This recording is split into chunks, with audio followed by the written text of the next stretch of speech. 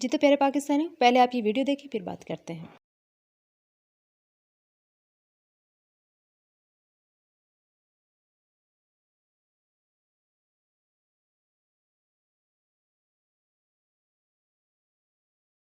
لگتا ہے بھائی کو یہ سٹنٹ اتنا زیادہ پسند آ گیا کہ لندن پہنچ کر بھی ری پلے آن کر دیا انہوں نے، ٹھیک ہے؟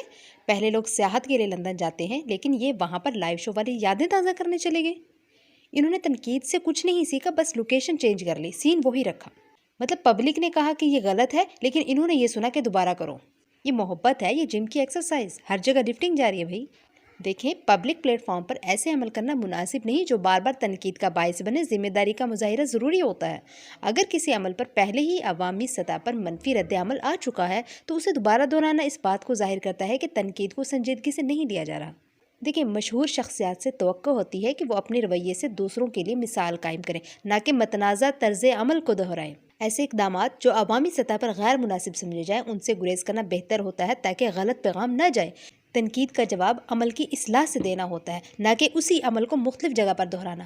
مطلب آپ نے لوکیشن چینج کی ہے اور عمل وہی رکھا ہے، اس سے عوام میں کیا پیغام جا رہا ہے؟ مثالی آپ مجھے ذرا اس بات کا جواب تو دیں، شرم آنی چاہیے آپ کو۔